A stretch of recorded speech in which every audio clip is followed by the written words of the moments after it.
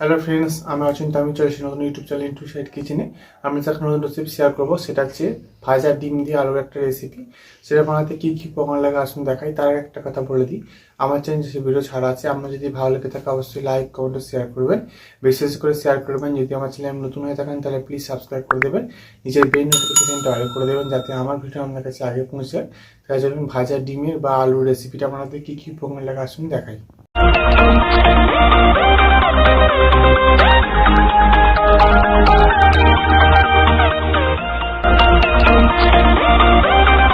তাহলে আমি ভাজা ডিমের আলু দিয়ে একটা রেসিপি বানিয়ে দেখাবো।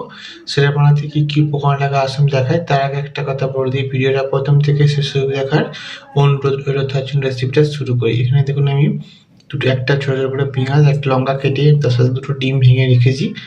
এখানে আমি আলু কেটে রেখেছি। তার জন্য রেসিপিটা শুরু করি। লবণ দিয়ে ডিমটা গুলিয়ে নেব। লবণ দিয়ে দিচ্ছি, এবার ডিমটা ভালো করে চামচ দিয়ে গুলিয়ে নেবো। গ্যাসটা তাহলে কড়াটা বসিয়ে দিচ্ছি, এবং তেল দিয়ে দেবো।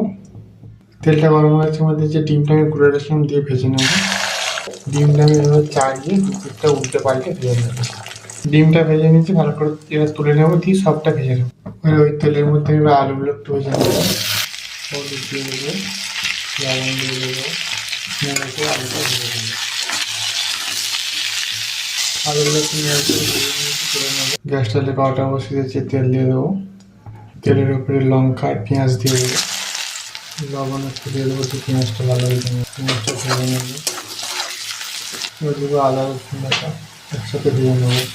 এর মধ্যে টমেটো কুচটা দিয়ে দেবো, নেড়ে চেড়ে ভেজে নেবো। একসাথে অল্প একটু জল, লঙ্কা হলুদ দিয়ে ধরুন একসাথে দিয়ে দিচ্ছি। ভালো করে এবার নেড়ে চেড়ে নেবো।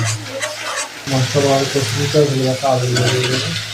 আলুগুলো ভালো করে মশলার সঙ্গে কষে নেবো। ভালো কষে নিতে জল দিয়ে দেবো।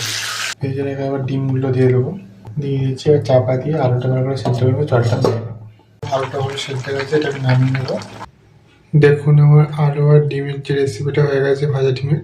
এই রেসিপিটা যদি আমাদের ভালো লেগে থাকে অবশ্যই লাইক কমেন্ট ও শেয়ার করবেন, বিশেষ করে শেয়ার করবেন। আর প্লিজ সাবস্ক্রাইব করে আমাদের পাশে যাবেন। চলতে দেখাচ্ছি নেক্সট ভিডিওতে। এরকম নিত্য নতুন ভিডিও পাওয়ার জন্য আমাদের চ্যানেলটাকে অবশ্যই সাবস্ক্রাইব করে আমাদের পাশে যাবেন। চলতে দেখাচ্ছি নেক্সট ভিডিওতে। আর আপনারা এইভাবে একবার ভাজা ডিম দিয়ে আলু দিয়ে রেসিপিটা বানিয়ে খাবেন, দেখবেন কতটা ভালো লাগে। তার জন্য দেখাচ্ছি নেক্সট ভিডিওতে।